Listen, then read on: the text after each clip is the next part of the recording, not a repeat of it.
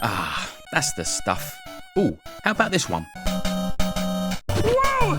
You don't know what you're doing to me, guy! NES games based on popular cartoons were some of the very best games on the system. And now I'm finding out, in the year 2024, the NES is getting an official Rugrats game, called Rugrats Adventures in Gameland. This news honestly excites me more than hearing about most modern AAA games. You know, the overpriced, completely broken for 8 months, with microtransactions up the wazoo AAA games. But what excites me even more is the possibility of this happening to more cartoons that we grew up watching. Because it's still a mystery to me why some cartoons never got immortalised in those 2 grey pieces of plastic in the first place. So, allow me, the Tominator, to present to you my list of 10 cartoons I think deserved NES games. At number 10, I've chosen The Mysterious Cities of Gold. I absolutely loved this show. First airing in Japan in 1982, and later in the UK and America in 1986. If the theme song didn't immediately grab your attention, then the animation did. At the time, most of us kids had no idea what Japanese anime was. All we knew was that what we were watching was unlike anything we'd seen before. Okay, the English dub hasn't aged too well, but I wouldn't have it any other way, and I personally think the show still holds up. Bizarrely, every episode ended with a mini documentary about the real-life locations of the show's setting. Educational, sure, but terrifying for a child. I mean, the opening has animals ripping things apart, a woman getting, I want to say, sacrificed, and someone who looks like they've just had the most brutal game of Kaplunk of their entire lives. But anyway, it's set in the 1500s and follows Esteban, Zia, and later Tao as they set sail from Spain to South America in search of the mysterious cities of gold. Both Esteban and Zia have these strange sun medallions passed down to them that will later become keys to the mysterious cities. And is this not the opening to every JRPG ever made? The plot, locations, characters, all just scream turn-based JRPG. Something along the lines of Final Fantasy or the Dragon Warrior games would have been a perfect match for the show.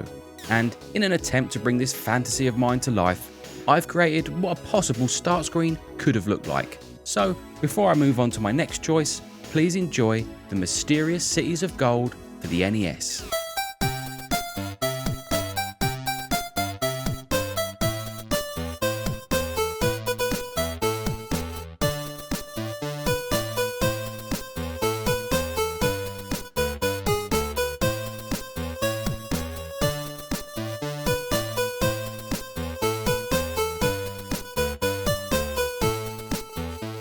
Okay, at number 9, I've picked Muppet Babies, which aired from 1984 to 1991.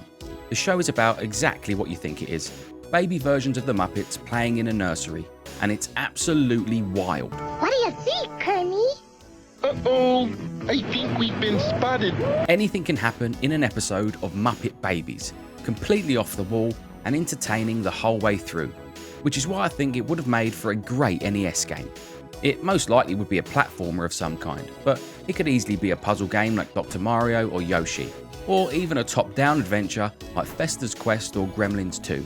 And there's some sick part of me that wishes LJN was given the job, just to see what kind of Frankenstein monster they would have created. But at the very least, let's see a Muppet Babies start screen. And if you're trying to remember the theme song, hopefully this will jog your memory.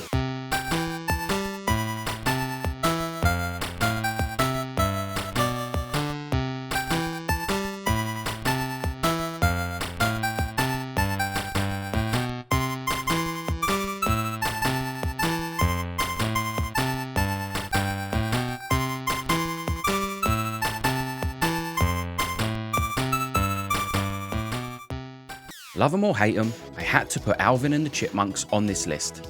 If you were a kid at any point in the 80s and 90s, you watched Alvin and the Chipmunks. It aired from 1983 all the way up to 1990.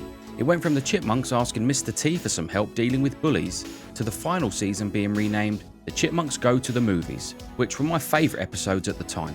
The Chipmunks were inescapable. When you think of 80s cartoons, they've got to be amongst the most famous, which is why I'm so surprised that there's barely any Chipmunks video games at all, apart from the ones based on the live action movies that came out years later that no one really cares about. And Alvin and the Chipmunks NES game just feels right to me. And with the Chipmunks Go to the Movies episodes, you could have had levels based on all the different movies they parodied in the show. So here's another start screen that should have been.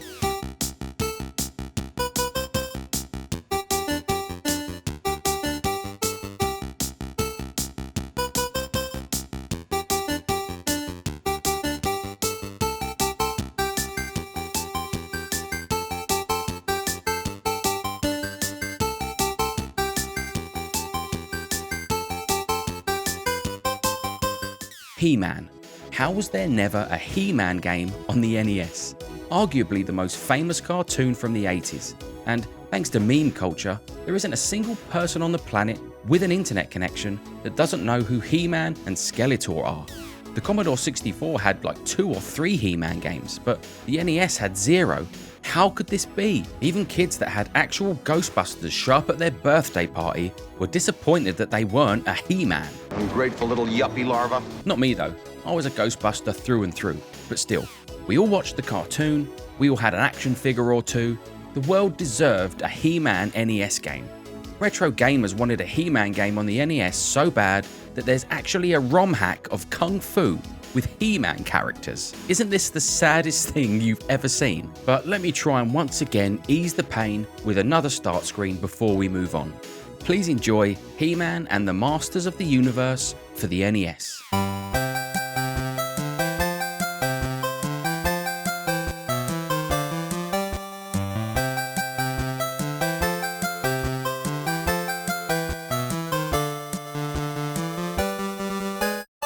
At number 6, I picked the Care Bears. More specifically, the Care Bears family episodes that aired in 1986, rather than the original series which aired a year earlier in 1985. And don't lie, you watched it, I watched it, boy or girl, we all watched the Care Bears. And I still love the Care Bears Countdown theme song to this day. Like the Smurfs, each Care Bear has their own character trait, which is summed up by a picture on their body. You've got No Heart and his minion Beastly, who are the main antagonists, and it's got platformer written all over it. Something like Tiny Toon Adventures or Ninja Turtles, where you could switch between a few Care Bears that have their own abilities. And just before I play my homemade Care Bears start screen, if you're wondering why the Smurfs aren't on this list, well, it's because there was a Smurfs game on NES that was only released in Europe. The more you know.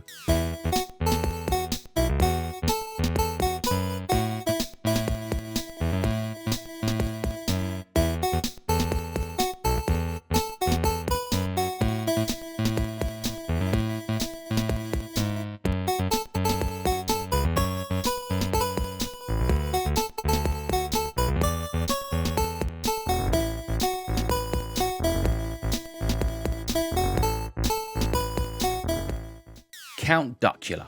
One of the best theme songs, one of the best characters, one of the very best cartoons of the 80s and 90s, and it still holds up. Come in, Nanny. Nanny, why can't you come through the door like everyone else? Oh, the door! Ah, got it right this time. Come in.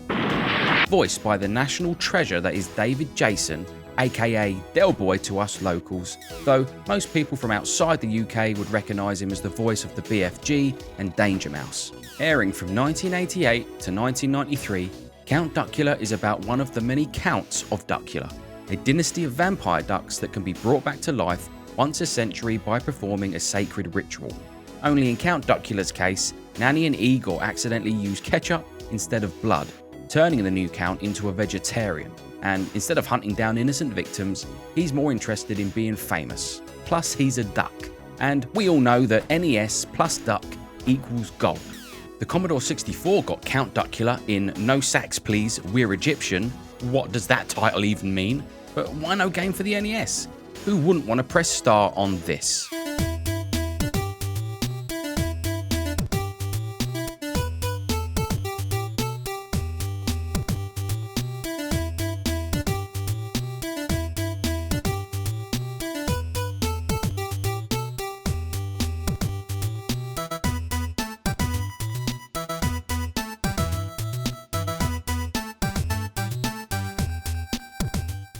The Raccoons is a show very near and dear to my heart, a Canadian cartoon that aired from 1985 to 1991, and it's about, well, raccoons, and follows the popular late 80s, early 90s saving the planet trend, though what they thought us kids could do about it, I have no idea. But the Raccoons wasn't too overly preachy. It's mainly just about them stopping Cyril Sneer's industrialist plans, and to this day, I have no idea what Cyril Sneer is supposed to be. As a kid, I thought he was just the local forest alien, but for some reason, no cartoon fills me with nostalgia more than this does. No idea why, I mean perhaps it's just the really wholesome tone of the show. And who can forget that theme song? Run With Us by Lisa Lougheed. After this video, search Run With Us on YouTube and enjoy. But right now, let's listen to an 8-bit version of the song in The Raccoons for the NES.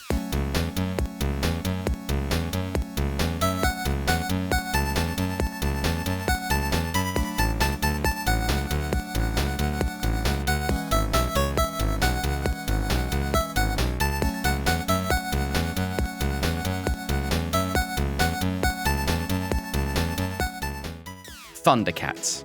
Need I say more? Airing from 1985 to 1989. There wasn't a kid alive that didn't watch it. Though I must admit, I was too young to really understand what was going on, and I was probably using my Sword of Omens to catch ghosts. Yep, I was definitely using my Sword of Omens to catch ghosts. The Thundercats story, however, is pure sci-fi gold. The Thundercats are like Space Cat royalty that had to escape their home planet Thundera, which gets destroyed. They're then chased by the mutants and are forced to land on Third Earth. The Sword of Omens holds the Eye of Thundera in its hilt, which is the source of their power and is what Mum-Ra, the main antagonist, seeks, with a whole bunch of stuff happening in between.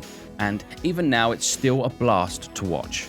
Lion-O, Cheetara, Panthro, Wily Kit, Wily Cat, Snarf are all in the Cartoon Hall of Fame, if there was one. So why wasn't there an NES game? The Commodore 64 got one yet again, leaving us to only imagine what an NES Thundercats game would look like. It would probably take the form of a hack and slash like Castlevania or something, which would be perfectly okay by me. My own start screens are actually making things worse for me at this point because I want them to be real so bad. But here it is, Thundercats on the NES.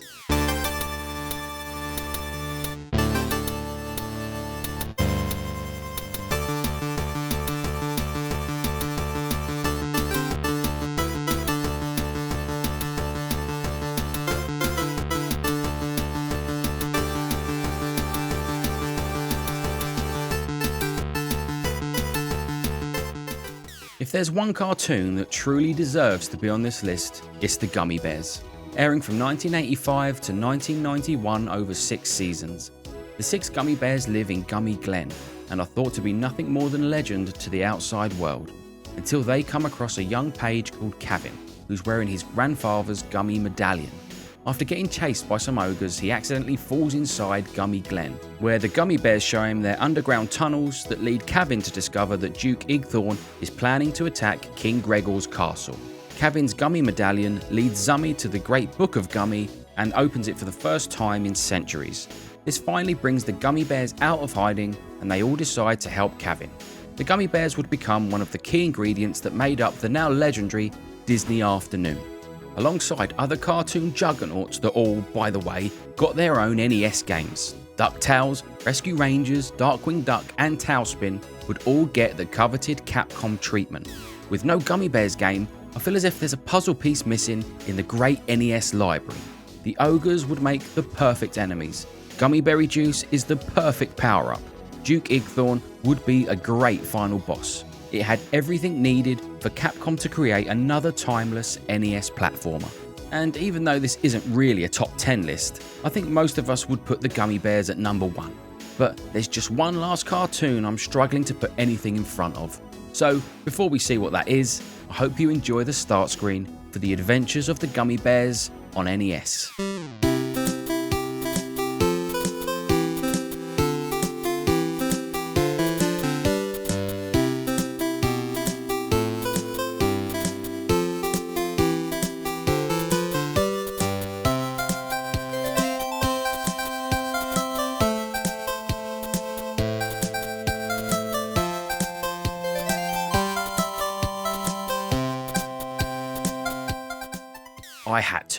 I had to put Inspector Gadget at number 1. Originally airing from 1983 to 1985, it remained on our TVs well into the late 90s. Inspector Gadget is about a clumsy cyborg detective who's tasked with putting a stop to the criminal organisation known as MAD, led by the infamous Dr. Claw, with Inspector Gadget's niece Penny and dog Brain doing most of the work in foiling Dr. Claw's plans, as well as keeping Inspector Gadget out of trouble. One of my favourite cartoons and theme songs of all time. The theme song is so famous it seems to have entered mankind's collective consciousness. Somehow, young or old, we all seem to know it.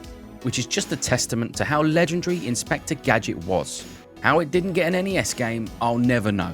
It would, however, get a handful of games released on other consoles, the best of which being Inspector Gadget on the Super Nintendo, made by Hudson Soft, the same developers that brought us the Adventure Island games, the Bomberman series, and Mario Party. Inspector Gadget on Super Nintendo is a solid game and is still worth checking out today, but it has one major problem. In fact, it has the same problem as all these Inspector Gadget games. Not the Game Boy Color game, the PS1 game, or the 2 Game Boy Advance games have the theme song, like "What's Going On?" But honestly, an 8-bit version of the Hudson Soft game with the theme song added in would pretty much check all of the boxes. So, for the last time, let's see what an Inspector Gadget start screen would look like on the NES. Crank it up.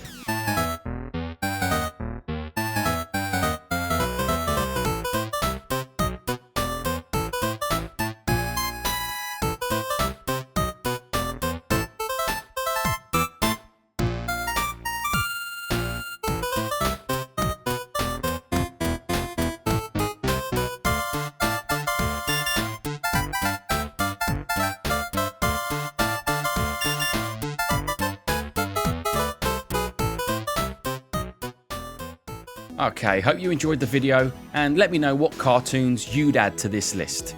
Thanks for watching to the end. I've been the Tominator and I'll see you in the next one. Hasta la vista.